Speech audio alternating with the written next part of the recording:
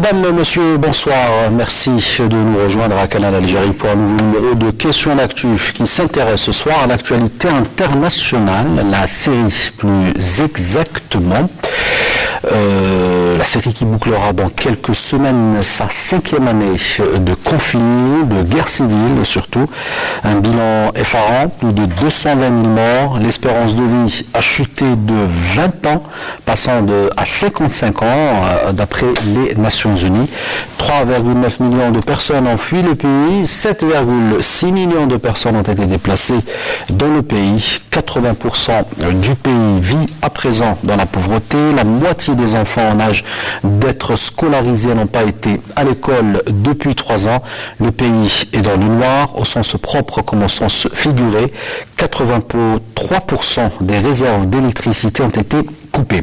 Alors la fin du cauchemar ne s'annonce pas pour demain, bien au contraire, le conflit qui pèse de tout son poids sur l'équilibre régional menace de s'étendre aux pays voisins avec un risque accru d'intervention étrangère généralisée. Alors la série, 5 ans après, quelles conclusions faut-il en tirer? Peut-on espérer un règlement définitif et selon quelles modalités et sous quelles conditions? Y a-t-il par ailleurs un risque d'embrasement avec les nouveaux développements? Autant de questions que nous allons aborder ce soir avec nos invités. Et il s'agit sans plus tarder de M. Cherif Driss. Vous êtes politologue, enseignant et chercheur à l'École supérieure de journalisme. Merci d'avoir accepté notre invitation ce soir. C'est moi. Également avec nous, M. Boudjili Tahar, directeur publication du quotidien Le Jeune Indépendant. Merci donc d'être avec nous ce soir. Et à vos côtés, M. Salah Hariresh, vous êtes journaliste à l'APS. Je commence avec vous, Cherif Driss. La conférence de Munich, il y a quelques jours, 3 jours plus exactement, si je ne me trompe pas bien. Peut-on espérer une fin de ce conflit, peut-être pas dans l'immédiat, mais quelles sont réellement les modalités de cet accord? Peut-on parler d'ores et déjà d'accord historique? On ne peut pas parler d'accord historique pour la simple raison que l'accord de Munich parle plus de trêve. Une trêve permettant l'acheminement de l'aide humanitaire à la ville d'Alep qui est assiégée depuis quelques semaines. Maintenant, la question qui se pose, cet accord entrera-t-il en vigueur? Sera-t-il appliqué sur le terrain? Bon, il y a des indices qui permettent d'en douter, qui disent que nous incitent à penser que l'accord ne sera pas respecté, pour une multitude de raisons. Peut-être qu'on n'aura pas beaucoup de temps de s'apaisantir sur ces raisons. Je pourrais dire que, entre autres, que cet accord sera utilisé, si l'accord entre en vigueur, sera utilisé pour les parties en conflit pour se regarder, se renforcer et revoir leur stratégie. Deuxième élément qui complique un petit peu la situation, qui risquerait peut-être de remettre en cause cet accord, c'est que là, il y a des logiques à la fois militaires et politiques et diplomatiques qui sont contradictoires, qui sont difficiles à réconcilier. Nous avons d'un côté la logique de certains acteurs principaux, notamment la Russie, l'Iran, qui sont impliqués militairement, soit de manière directe pour la Russie et indirecte à travers l'Iran par le biais du soutien qu'elle offre à Hezbollah. Et d'un autre côté, par les groupes armés, certains groupes armés, parce que nous avons en face de nous un ensemble hétéroclite de groupes armés dont les logiques ne sont pas vraiment syriennes, mais des logiques qui obligent à des agendas régionaux. À cela s'ajoute aussi la position de certains pays régionaux tels que l'Arabie Saoudite et certains pays du Golfe et la Turquie, de même que les États-Unis et certains pays européens. Donc là, nous avons... Pour résumer, le conflit en réalité ne fait que se compliquer. Non, c'est-à-dire qu'il ne fait que se compliquer davantage pour une multitude de raisons qui ont rapport en premier lieu avec la nature des acteurs en conflit et les enjeux pour lesquels ces acteurs se livrent cette guerre. Donc là, peut-être au cours de l'émission, nous aurons l'occasion d'aborder certains aspects qui sont très importants. Plus de détails, notamment sur ce point important que vous venez de citer, à savoir l'enjeu par rapport aux pays voisins, aux pays de la région, le Moyen-Orient, principalement concernant l'actualité ou concernant le conflit syrien. Mais pour rester, Kamal Missari, autour de la conférence de Munich. Alors, on vient d'écouter Chérif Driss et on retient surtout cette complexité à travers l'intervention de plusieurs facteurs, régionaux surtout. Si on combine les deux, que peut-on dire de l'avenir de l'accord de Munich? Tout d'abord, les signes actuels montrent que la situation va en s'exacerbant, même si les États-Unis et la Russie se sont mis d'accord pour favoriser la résolution, l'application de la résolution 2254, c'est-à-dire l'acheminement des aides humanitaires, puis la cessation des hostilités, et avec une possibilité vers une solution politique qui suivrait le Genève 3. Mais l'annonce faite par l'Arabie Saoudite et la Turquie d'une éventuelle opération terrestre au nord du pays pourrait éventuellement faire en sorte. Est-ce que ça a été fait sciemment, justement? Pardon? Est-ce que ça n'a pas été fait sciemment, à dessein? Vous savez, actuellement, au moment où nous parlons, il y a actuellement des manœuvres militaires qui sont entreprises par l'Arabie Saoudite avec quelques pays de la coalition dite musulmane. Et puis en même temps, une délégation de l'Arabie Saoudite est allée visiter la base d'Incirlik en Turquie pour justement préparer ce scénario. Bien que le ministre de la Défense turc avait annoncé tout à l'heure que son pays n'envisageait pas une opération terrestre en Syrie, au nord de Syrie, pour la simple raison que la Turquie voudrait protéger la communauté turkmène qui est pratiquement son alibi politique. Maintenant, nous savons tous que la Turquie est un pays qui a été, en dépit pratiquement de la versatilité de ses dirigeants, a été l'un des pourvoyeurs en terroristes, notamment ce qu'on appelle les terroristes modérés qui sont entrés par son territoire vers la Syrie pour combattre, pour se joindre aux deux groupes armés qui sont là-bas. Et en même temps, nous avons le Jaish al-Islam, c'était le Jaish al-Islam qui est sponsorisé par l'Arabie Saoudite, qui a été une création de Bandar Sultan, comme nous connaissons tous, en 2013. Voyez-vous donc actuellement le fait que l'armée syrienne, sur le plan terrestre, est en train de gagner du territoire. Nous savons actuellement que la partie nord d'Alep est pratiquement sous contrôle de l'armée syrienne. Et puis l'opération russe depuis le 30 septembre fait en sorte à ce que le poids, c'est-à-dire que sur le terrain géographique, l'occupation du terrain, ça va vers pratiquement l'avantage, ça tourne vers l'avantage du gouvernement syrien et de ses alliés qui sont le Hezbollah, puis ce qu'on appelle les comités populaires.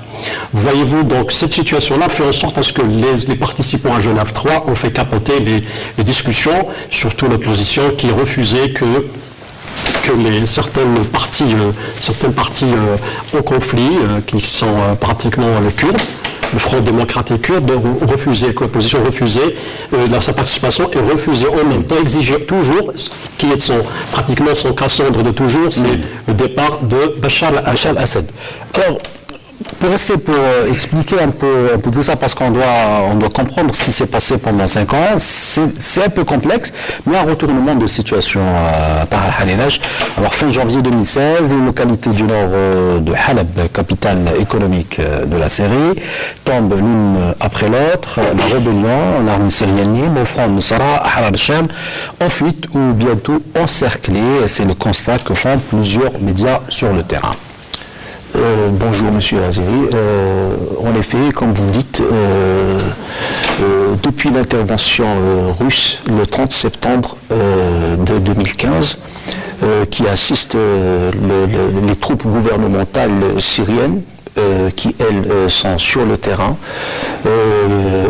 depuis que l'intervention russe, à travers des bombardements aériens, a été enclenchée en septembre dernier, les troupes syriennes ne cessent de gagner du terrain au sol. Et actuellement, comme vous dites, les troupes syriennes sont arrivées à Alep. D'ailleurs, dans son intervention, dans son entretien accordé à l'AFP, le président syrien Bachar al-Assad a déclaré que l'armée syrienne est actuellement à Alep et qu'elle occupe, c'est-à-dire qu'elle est à l'aise dans ces territoires. Ce qui fait le régime syrien est en train de gagner sur le terrain. et il est en train de gagner avant de mener des négociations prochainement, le 20. Donc il va utiliser ça comme moyen, comme se positionner sur la table autour de la table de négociation. Mais Chérif Driss, celui qu'on voyait mort depuis quelque temps déjà est revenu. C'est Bachar el-Assad, un retournement spectaculaire de la situation grâce entre autres ou principalement à l'intervention russe. En fait, je crois que je ne vais pas jusqu'à dire que c'est une grande victoire pour le président Bachar el-Assad, mais je pourrais dire que c'est une prouesse que le président Bachar el-Assad a réalisée, à savoir que depuis le début du conflit, tout le monde s'accordait, ou du moins la grande majorité de pays, notamment les pays occidentaux, certains pays arabes s'accordaient à dire que le vrai problème c'est le régime syrien. Toute solution passe par le départ du président Bachar el-Assad. 5 ans après, on en est arrivé à revoir cette posture et dire que finalement, l'ennemi ce n'est pas le régime de Bachar el-Assad, mais c'est Daesh, et de 2, ces solutions négociées, ces solutions à la crise elle doit se faire avec le président Bachar el-Assad. Et je crois que l'un des enjeux actuellement de ce qui se passe sur le terrain et l'un des enjeux de négociation, c'est de dire aussi que maintenant, du point de vue russe, si l'opération militaire réussit, à savoir la Russie, l'Iran et la Syrie, le gouvernement syrien, imposeront les termes des négociations. En d'autres termes, il y aura une transition avec le gouvernement syrien, avec Bachar el-Assad en place, ou du moins, si le président Bachar el-Assad doit partir, cela ne remettra pas en cause du moins tout le système qu'il a mis en place. Deuxième élément qui est très important de mon point de vue, les pays occidentaux, les Américains en premier lieu. Les Américains sont arrivés pratiquement à la même conclusion que les Russes, c'est-à-dire qu'il ne peut pas y avoir une solution politique à la crise sans l'apport de l'Iran et sans négociation avec le régime syrien, le gouvernement syrien. John Kerry l'année dernière a laissé entrevoir cette possibilité. Mais le problème qui se pose actuellement, c'est qu'on a deux logiques, c'est vous deux agendas. D'un côté, il y a on peut dire que deux ordres de grandeur. Le premier, c'est la Russie et les États-Unis, dont l'agenda est d'ordre global, c'est-à-dire que leur positionnement par rapport à la Syrie est dicté par des considérations stratégiques en rapport avec leur statut de grande puissance. Troisième guerre mondiale. Bon, peut-être un conflit mondial, peut-être c'est un peu... Un conflit généralisé. Un conflit généralisé régional. Mais d'un autre côté, nous avons un deuxième niveau, c'est-à-dire qu'il est d'ordre régional. Certains pays comme l'Iran, l'Arabie Saoudite et la Turquie, leur positionnement par rapport à la crise syrienne est dicté par leur rôle en tant que puissance intermédiaire et puissance moyenne. C'est-à-dire que si négociation il y a... Clivage confessionnel, vous voulez dire Pardon ? Par rapport au clivage confessionnel. Plus que ça. C'est-à-dire qu'il y a le clivage confessionnel, bien entendu. Il y a le statut que chaque pays joue dans la région. Je ne parle pas uniquement de l'Arabie Saoudite et l'Iran. Il y a aussi la Turquie. Il y a des enjeux économiques qui sont tapis dans l'ombre, qui sont très, très importants. Mais ce qu'on pourrait dire, c'est que sur le terrain, c'est que la situation, elle est plus en faveur du gouvernement syrien et leurs alliés russes et iraniens que de l'opposition. Et je terminerai par un aspect qui est très important, c'est qui conforte aussi l'option d'une solution que c'est les Russes et le gouvernement syrien qui pourraient l'imposer. C'est sur le terrain, nous avons une opposition très divisée, hétéroclite. Sur le plan politique, l'opposition de l'exil, c'est une opposition qui n'est pas compacte, qui n'est pas homogène. Sur le terrain aussi, nous avons toute une série d'acteurs politiques, à la fois qui sont d'obédience confessionnelle, qui sont d'obédience laïque. Et là, entre les deux, notamment l'un des obstacles aussi qui fait que actuellement les négociations de Genève piétinent, c'est qu'entre l'opposition, on n'arrive pas à s'entendre qui est le représentant légitime. Il y a aussi on a oublié de citer une puissance importante, c'est une ancienne puissance coloniale de la Syrie qui est la France. Donc il y a l'enjeu français et franco-britannique aussi. La France, en tant qu'Constantinople, elle a attisé la tension aux Syries. Elle a exacerbé par son attitude et surtout par sa politique et par son aide aux groupes terroristes. Vous savez que la France, en mars 2015, Elle a participé avec les États-Unis et l'Angleterre à la création et à la formation de pratiquement 5000 combattants modérés, entre guillemets, comme il les qualifie. Ils les ont envoyés en Syrie et qui se sont tous, par miracle, transformés en combattants. Ils ont rejoint les rangs de Daesh. Et en même temps, il y a les États-Unis, parce que cette ambivalence, parce que vous savez que les États-Unis, la France et l'Arabie Saoudite, ils nous ont merveilleusement convaincus de leur duplicité. Ils ont tout fait pour qu'on arrive à croire qu'ils sont les champions de la versatilité, surtout dans la question syrienne. Actuellement, on continue toujours à envoyer à partir du Jordanie vers Daraa des combattants, c'est-à-dire terroristes, des djihadistes pour la Syrie. On est en train d'essayer de le faire aussi à travers Arsal, dans le Qalam au sud, à travers le Liban. Et on est en train de les envoyer à travers Tel Azaz, à partir de la Turquie. Voyez-vous, donc, en même temps, il y a cette diplomatie qui essaye de faire croire qu'elle est pour une solution négociée, et en même temps, on essaie de ramasser cette opposition pour lui donner une consistance, je parle de la consistance de l'opposition, pacifiste syrienne, pour lui donner une consistance et faire croire qu'elle peut... Cette stratégie s'avère aujourd'hui, vu les résultats sur le terrain, s'avère inefficace. Ce qui est efficace pour qui? Efficace pour inefficace, je dis. Inefficace, bien sûr. Inefficace. Le seul gagnant actuellement sur le plan militaire, c'est bien l'armée syrienne depuis la couverture aérienne qui est assurée par la Syrie. C'est-à-dire, pourquoi nous sommes arrivés à un échec de Genève 3? Parce qu'il y a eu la levée du blocus sur la ville de Zahra, qui représentait pour tous les groupes armés, surtout Al-Nusra, comme pratiquement le nœud gordien de la bataille d'Alep. Actuellement, Alep n'est pas tout à fait libéré. Probablement ça demandera une année de plus encore parce qu'il y a toujours la Turquie qui est en train d'injecter des combattants qui ne voudraient pas lâcher Alep parce que, comme vous l'avez signalé tout à l'heure, c'est l'enjeu économique. Alep est une des plus importantes villes économiques qui a constitué pratiquement une compétition et un concurrent pour l'économie turque. Vous savez que tous les usines ont été dénombrés et transférés en Turquie. Mais depuis la reprise de l'aéroport de Minsk par les forces kurdes, par les forces démocratiques kurdes, qui sont pro-régime et qui sont anti-Daesh et anti-turcs et qui ont ouvert une représentation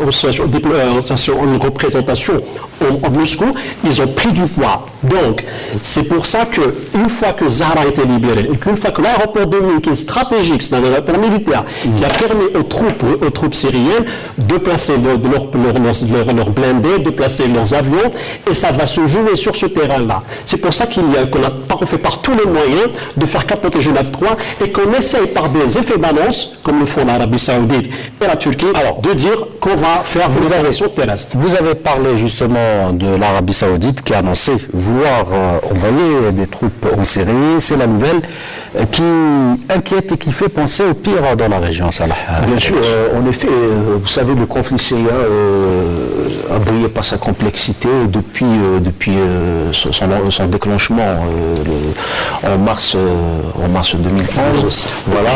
Et depuis, il ne cesse de devenir plus en plus complexe. C'est-à-dire, à chaque fois, il y a des solutions, il y a un espoir de résolution de la crise, mais à chaque fois, il y a toujours des imprévus qui arrivent et qui font capoter pratiquement tout espoir de résolution. Actuellement, c'est-à-dire, je me réjouis du fait que la communauté internationale a réussi en octobre et en novembre à organiser des conférences internationales et à faire réunir autour d'une table des belligérants que personne ne pensait, c'est-à-dire se concerter et se réunir autour d'une table, qui sont l'Iran et l'Arabie Saoudite. Ceci dit, les réunions et les négociations de Vienne 1 et de Vienne 2 ont été capotées par Genève 3 aussi, par une seule question qui est liée à Bachar el-Assad. Est-ce que Bachar el-Assad va-t-il participer à la transition, à la fameuse transition démocratique dont on parle, ou est-ce qu'il va quitter le pouvoir? Donc cette question a fait capoter les deux concertations, même si ces concertations avaient, c'est-à-dire une bribe d'espoir par rapport à la résolution de la crise syrienne. Toutefois, l'espoir existe, notamment après la dernière conférence à Munich, où les grandes puissances, les deux grandes puissances internationales que sont les États-Unis et la Russie, donc les deux représentants de la diplomatie américaine, John Kerry et Medvedev, se sont résolus et ont concocté une résolution. Lavrov. Voilà. Sergei Lavrov. Je ne voulais pas rattraper. Exact. Alors, il y a une résolution de cessation des hostilités en Syrie. Cette décision déjà est pour moi un espoir. Ça donne un espoir certain. C'est vrai que l'Arabie Saoudite qui menace d'intervenir militairement, alors que Bachar el-Assad lui-même, dans son interview accordée à l'AFP, ne croit pas réellement, c'est-à-dire à cette menace. Pour lui, ce n'est qu'un coup de bluff, même si la Turquie a franchi le pas hier en attaquant des positions. Ça, c'est par rapport à la Turquie. On va rester un peu par rapport à l'annonce, la déclaration de l'Arabie Saoudite. Certains affirment, on aimerait bien connaître un peu les motivations qui ont poussé Riyad à faire une telle déclaration, de prévoir ou d'annoncer une possibilité d'intervention terrestre pour combattre Daesh sur le sol syrien. Et quelles seront les conséquences? Il faut s'entendre sur une chose, quand les Saoudiens parlent d'une intervention, ce n'est pas une intervention terrestre au sens classique du terme. Envoyer des troupes spéciales, ce n'est pas envoyer une armée combattre sur le terrain. Je crois que les Saoudiens, si tenté qu'il y ait une intervention terrestre, parce que c'est un aspect que je vais l'aborder par la suite. Donc envoyer des troupes spéciales n'est pas de la même... ce n'est pas la même chose que de dire d'envoyer une armée combattre sur le terrain. C'est-à-dire qu'envoyer des troupes spéciales, c'est un nombre très réduit, et pour des opérations de soutien, des opérations très ponctuelles. Ce n'est pas une intervention terrestre, comme c'est le cas par exemple quand on parle du Yémen. Deuxième élément, on se pose la question, les Saoudiens iront-ils jusqu'à mettre ce qu'ils ont dit sur le terrain en pratique? Là, on pourrait avancer l'hypothèse de dire qu'en fin de compte, en dernière instance, en dernière analyse, c'est une façon de marchander. N'oublions pas que les Saoudiens, autant ils sont alliés des Américains, ils se positionnent, ils calibrent leur stratégie régionale et leur gestion de la crise syrienne sur celle des États-Unis, autant ils sont mis par le souci aussi de s'autonomiser, quelque part, de dire aux Américains, finalement, on a notre propre agenda régional.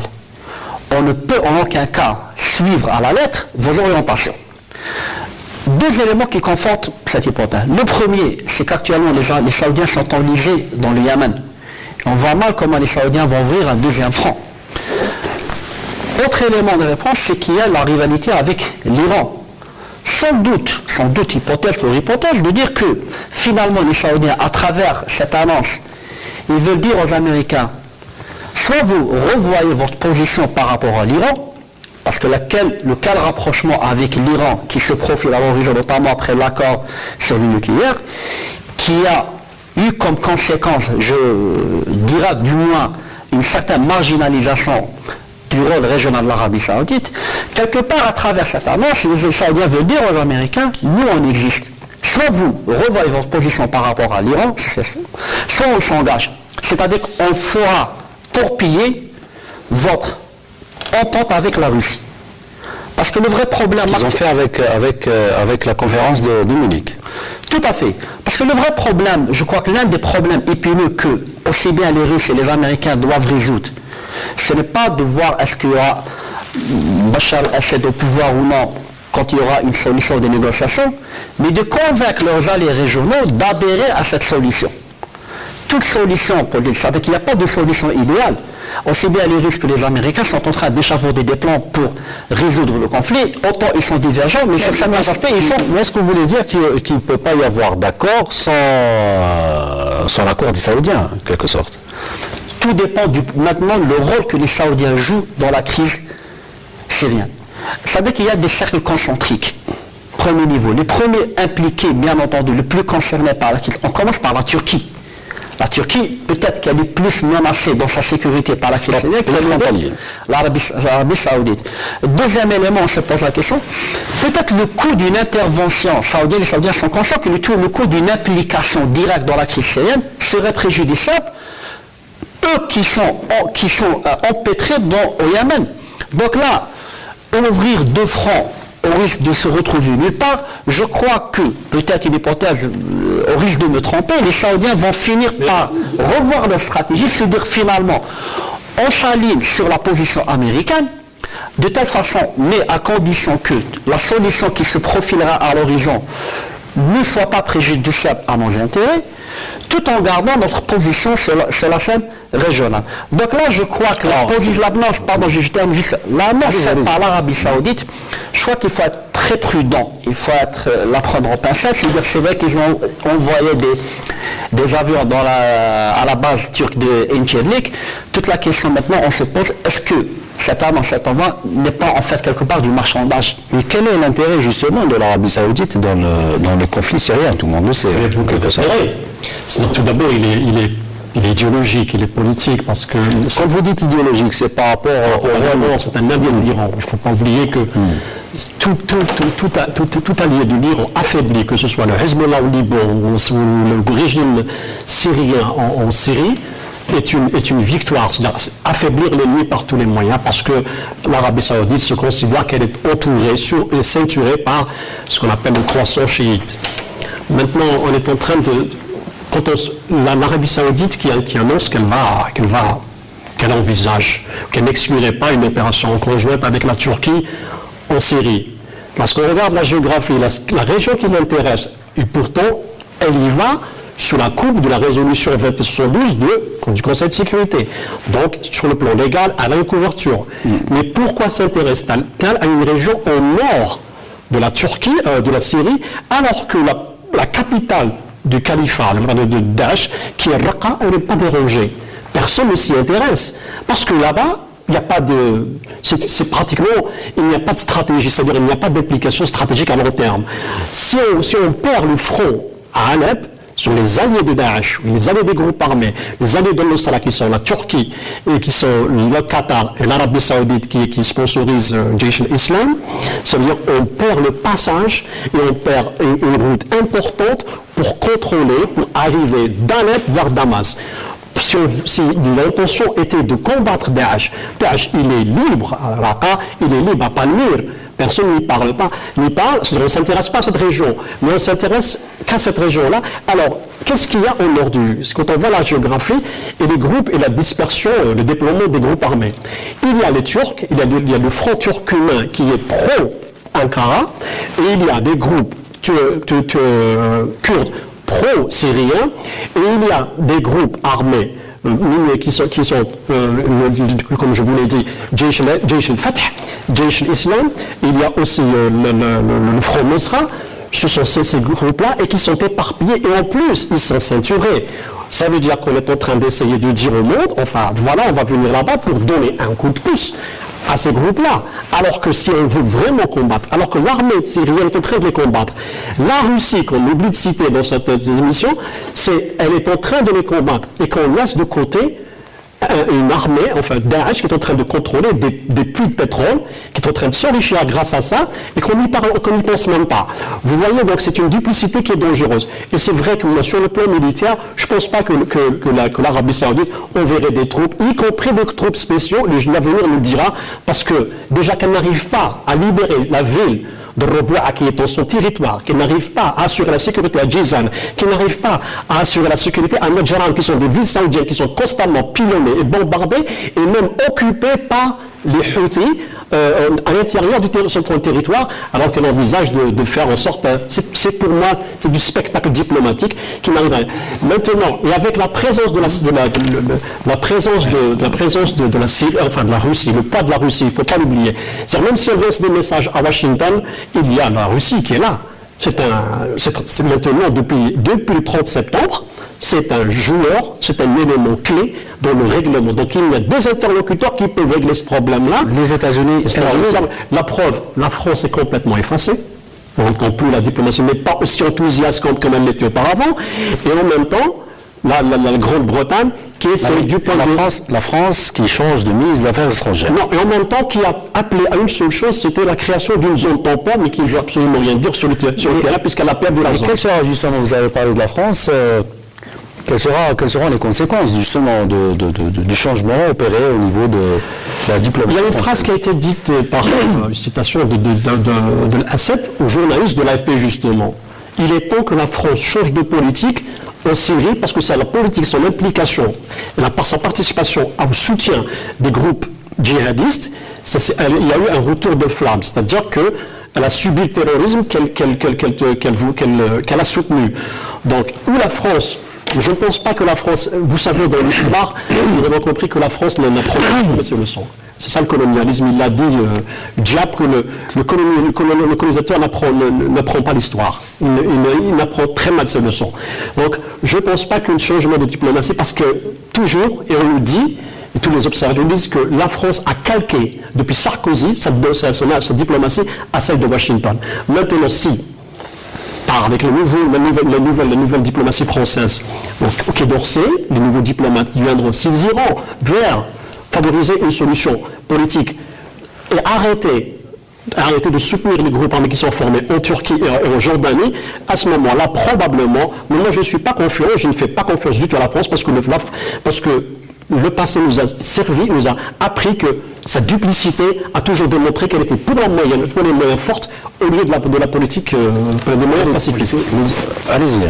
En effet, on se rend compte effectivement que le tandem Poutine et Bachar el-Assad ont réussi quand même, à travers le stratagème qu'ils ont utilisé, à maintenir c'est-à-dire, la pression sur les rebelles syriens et aussi les groupes terroristes, à faire retourner la vapeur en leur faveur. C'est-à-dire aux dépens de l'Arabie Saoudite et de la Turquie, notamment après le crash de l'avion, c'est-à-dire russe, du chantier bombardier russe abattu par la Turquie. Il y a eu des mesures de rétorsion contre la Turquie, et on remarque actuellement que les Russes sont en train de soutenir les Kurdes du IPG et du PID.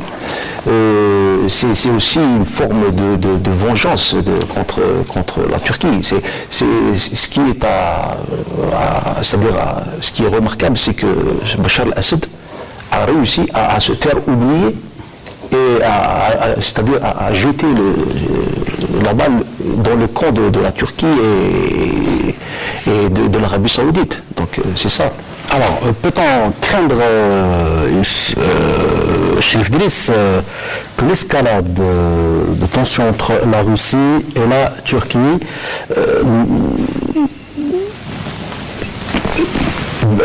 va avoir un affrontement direct entre ces deux pays sur le sol syrien, et quelles seront les conséquences? Je crois qu'une escalade entre les deux pays me paraît de mon point de vue peu probable.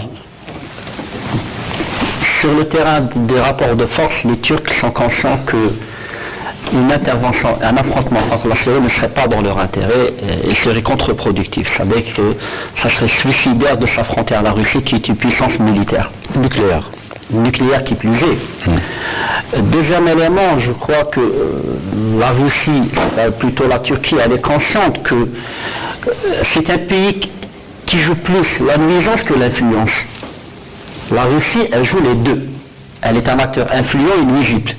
Dans le cas de la Syrie, la Turquie, elle est plus nuisible qu'influente. Elle est nuisible parce qu'elle essaie de sécuriser sa frontière. La Turquie agit parce qu'elle a un objectif politique. Faire en sorte d'empêcher, coûte que coûte, la création d'un État du Kurdistan sur ses frontières. Donc ce qui la motive le plus, c'est d'arriver à empêcher qu'un tel scénario se produise. Maintenant, de mon point de vue, les Turcs iraient jusqu'à, je pense, qu'ils finiront par adopter une posture de compromis avec les Russes. C'est-à-dire d'aller vers une solution négociée.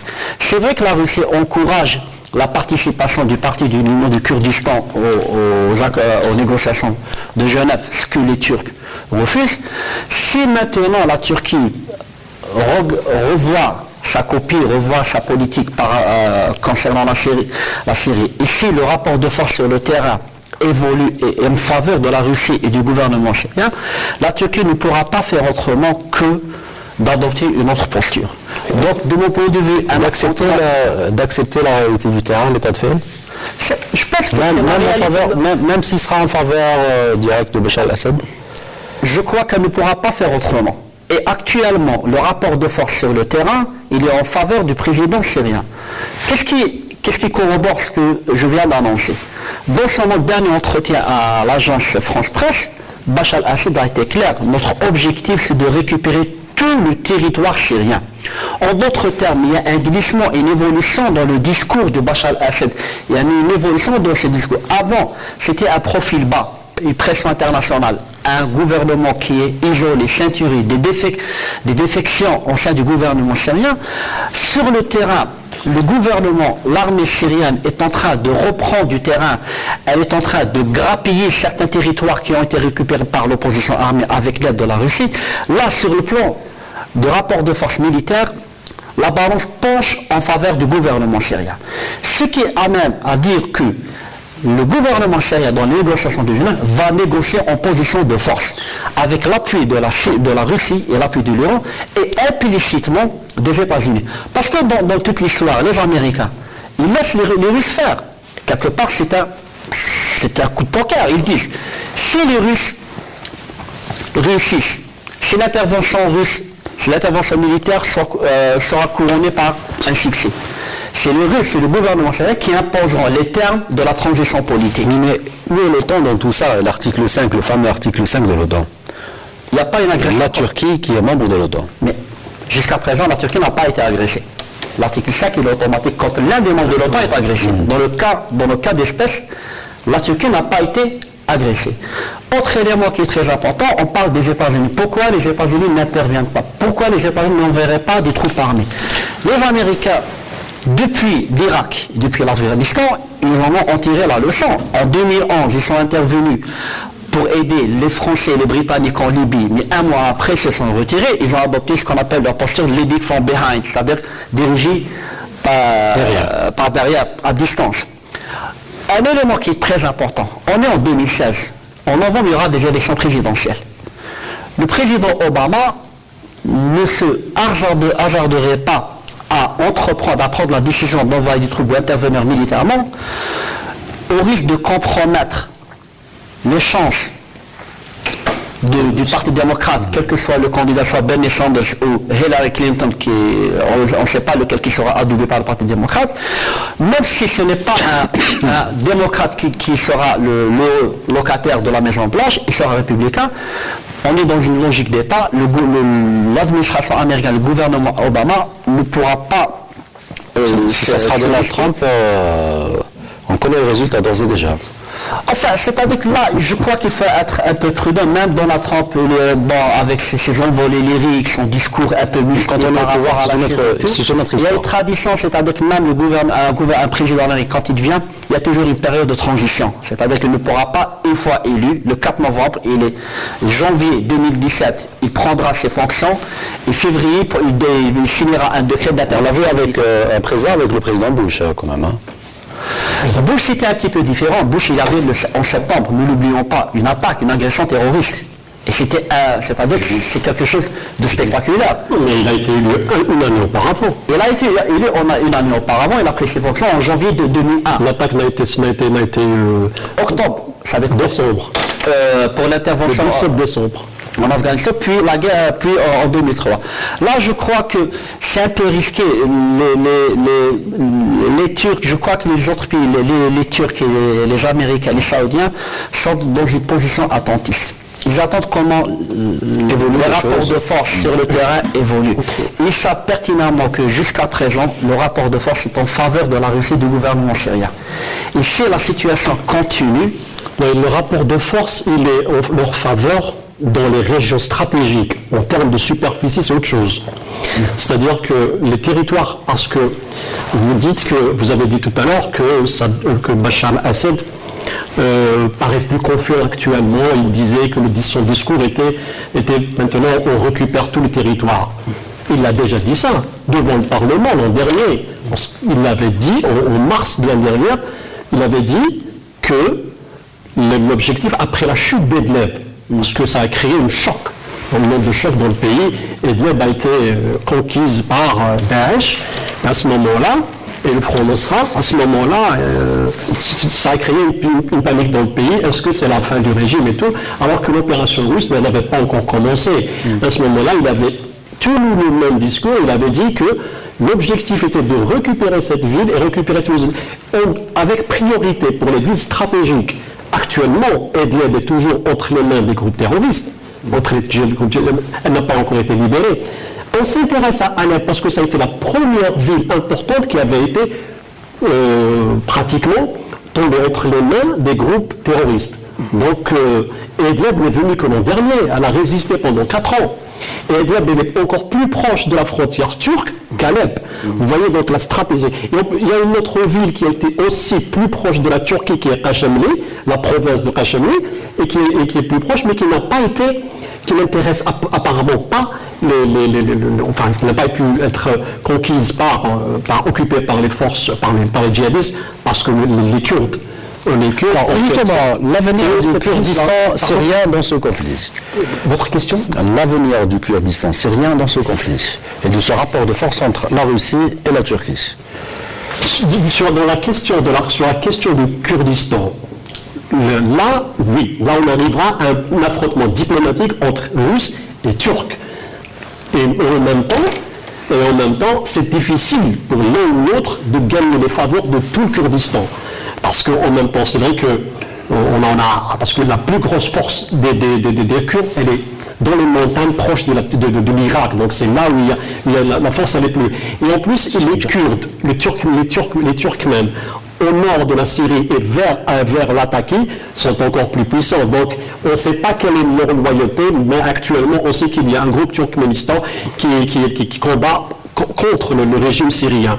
Pour la question du Kurdistan, donc il faudrait soit on l'associe en tant que composante hostile aux djihadistes, proche pro-régime de Bachar al-Assad, mais elle n'est pas indépendantiste, vous voyez, elle n'est pas autonomiste ni indépendante. Bien que Bachar al-Assad avait promis à toutes les régions de Kashemli et que ces territoires-là devraient se gérer par eux-mêmes, c'est-à-dire devenir autonomes. La Turquie, Bachar al-Assad joue cette carte-là, et il fait peur aux Turcs. La Russie fait la même chose. On les appuie et on réclame leur participation dans toutes les prochaines négociations, parce que le fait de réclamer ça, c'est une carte qu'on joue contre la Turquie pour l'amener à revoir ses revendications et sa position dans le conflit syrien. En effet, ce que vient de dire mon collègue est avéré, car on remarque clairement que la Syrie et la Russie sont en train de jouer cette carte du Kurdistan. D'ailleurs, hier, le président syrien a même évoqué une éventuelle autonomie du Kurdistan syrien, ou même, c'est-à-dire un système fédéral, créer un système fédéral en ce qui concerne le Kurdistan syrien. Ce qui fait que c'est une carte, c'est une forme de pression qu'on fait contre la Turquie. Autre fait, on remarque que les événements actuels, c'est-à-dire se déroulent à un moment charnière, c'est-à-dire les négociations vont se poursuivre prochainement le 25 février, mais on remarque que la Syrie, Bachar al-Assad, n'a pas besoin de négocier. On le sent qu'il n'a pas besoin de négocier, il est en position de force. Au contraire, l'opposition syrienne n'a pas intérêt à négocier. On n'a pas intérêt parce qu'on remarque qu'elle est en position de faiblesse. Si, quand même, ils sont appelés à négocier parce qu'ils sont déjà, le groupe de Riyad est constitué. Ceux qui sont réunis à Riyad se sont constitués en factions pour négocier. Mais on sent que Bachar el-Assad est plus à l'aise. Oui, je vous ai compris. C'est-à-dire qu'il est plus à l'aise, c'est normal, parce que c'est les victoires issues à partir de son opération du 6 janvier. Mais c'est qu'il faudrait, plus on gagne du terrain, on force l'adversaire à accepter nos conditions. Donc, il ne faut pas croire que les autres ne veulent pas négocier. Au contraire, ce conflit-là, à terme, se réglera par la négociation. Alors, l'efficacité de l'intervention russe en Syrie en faveur du régime de Bachar el-Assad provoque autre chose, un retour de plusieurs djihadistes sur le sol européen, et cela c'est une autre paire de manches, Chérif Driss. Ah oui, c'est-à-dire qu'il est vrai que dès le début, cette intervention n'a pas été perçue d'un bon œil. Certains pays européens, même les États-Unis, avaient critiqué la position russe d'intervenir, plutôt la décision de la Russie d'intervenir militairement. Bon, il faut savoir, il y a deux choses. Par rapport à l'Europe, il y a cette inquiétude parce que l'enlisement dans le conflit, toute escalade, aura des conséquences humanitaires. C'est-à-dire en conséquences humanitaires, un exode des réfugiés qui frappent au port de l'Europe. Et on a vu le drame de l'année dernière, beaucoup de bateaux d'embarcations de fortune qui ont échoué avec des centaines de Syriens, d'Irakiens qui sont morts, noyés en Méditerranée. Et là, il y a cette inquiétude, bien entendu. C'est-à-dire ce qu'on craint que parmi ces réfugiés s'infilent plutôt quelques éléments de groupes armés, notamment de Daesh. La question se pose autrement. Qu'en est-il, ou qu'en sera-t-il de tous ces milliers de djihadistes européens partis combattre en Syrie après le règlement du conflit? Le problème qui risque de se poser, s'est posé pendant les années 90. Oui. Pour ceux qui sont ceux qui sont partis combattre en Herzégovine, en Bosnie.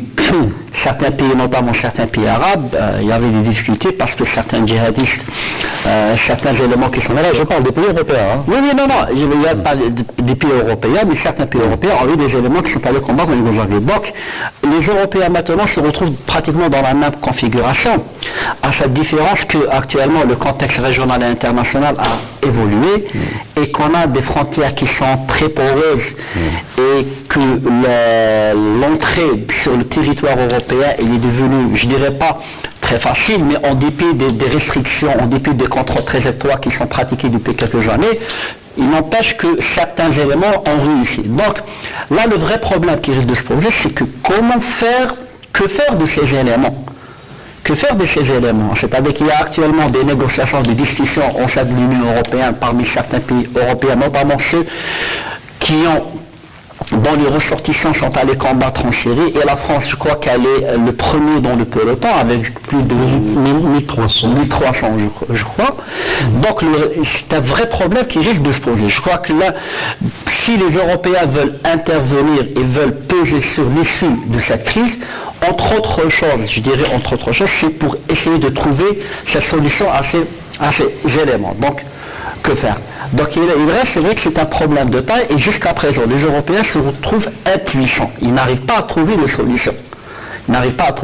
Parce que certains disent que finalement, on n'a pas beaucoup de ressortissants. C'est un problème qui concerne les Français, les Allemands et les Britanniques quelque part. Certains pays, notamment les pays nordiques, se disent, nous, on n'a pas d'éléments qui sont allés combattre. Donc c'est votre problème, ce n'est pas le nôtre. Donc à la limite là, cette solidarité ne sera pas de mise. Donc ça sera du chacun pour soi, et ça va être très difficile par la suite parce qu'il faudra faire des arbitrages. Quelle serait la politique adoptée? Quelles solutions allons-nous apporter à ce problème? Si ces éléments reviennent, doit-on les juger? Doit-on les condamner? Donc doit-on les réhabiliter? Donc tout le problème se pose, et jusqu'à présent, les Européens n'arrivent pas à trouver de solution. Et si ce problème ne se règle pas à Kamal Missari, pas d'issue pour le conflit syrien? C'est une condition sine qua non. Il se réglera après. Oui, mais je pense qu'il y a eu des solutions quand même. Il y a une réunion après les attentats du 13 janvier à Paris. Donc il y a eu une réunion dans laquelle l'Union européenne a décidé, la Commission européenne, y compris Interpol, ils ont essayé maintenant d'établir les listes et de faire en sorte à ce que les frontières soient plus rigoureusement surveillées pour le retour de ceux qui sont partis de tous les pays. Mais ces groupes-là, et ces combattants qui sont partis en Syrie, européens, pour la majorité, comme nous l'avons dit en tête de peloton, il y a les Français, il y a les Anglais, il y a les Allemands, il y a les Belges, il y a aussi d'autres nationalités, et y compris européennes comme les Australiens, les Américains. Et nous avons même des Anglais. Voyez-vous, donc tous ces combattants sont partis pratiquement par des voies normales. Par des routes normales, ils sont entrés par la Turquie pour la plupart, et dans certains ont été entraînés par les puissances occidentales, c'est-à-dire par les services secrets français, britanniques, et ça a été officiellement dit, annoncé en Turquie et en Jordanie. Donc pour que ces problèmes-là se règlent, il faudrait que les pays qui ont généré, qui ont soutenu ces groupes, ces djihadistes-là, s'y mettent à les reprendre, et en même temps à s'en occuper, à s'en charger, c'est-à-dire c'est un problème presque aux États qui ont encouragé ces djihadistes. Et le pire actuellement, la chose que on en parle peu, ce sont les combattants kosovars. Vous savez que le Kosovo est l'un des plus grands, actuellement devenu le plus grand pourvoyeur de djihadistes. C'est un pays islamiste. On est en train de faire des campagnes, surtout après la chute d'Idlib, qui la plupart des combattants qui sont entrés à Idlib, la majorité était d'origine kosovare et tchétchène. Donc voyez-vous, le Kosovo, qui est pratiquement le pays le plus américanisé d'Europe, vous trouverez même des quartiers, des routes John Kennedy, donc c'est le pays le plus, c'est presque une base militaire américaine. Donc il y a une campagne dans les mosquées pour amener les jeunes djihadistes, parce que c'est un pays pauvre. Il n'y a pas de... C'est un pays pauvre où le seul débouché actuellement, c'est le djihad. Donc, allez travailler chez Daesh. On est en train de... Et en plus, comme vous le savez, Daesh est l'une des organisations terroristes les plus riches de l'histoire. C'est-à-dire qu'avec ses rentrées financières, un combattant Daesh jusqu'à $30 le trafic illégal de pétrole. Voilà. Kamel Sari, le temps qui nous est imparti, c'est malheureusement terminé. Merci d'avoir participé à ce débat autour de la question syrienne. Merci à vous également, Salah Herish, journaliste à l'APS. Et merci à vous également, Sherif Driss, politologue, enseignant et chercheur à l'Institut, à l'École supérieure de journalisme. Madame, Monsieur, merci de nous avoir suivis. On espère vous retrouver la semaine prochaine pour un nouveau numéro de questions d'actu. Je vous dis au revoir et à la prochaine.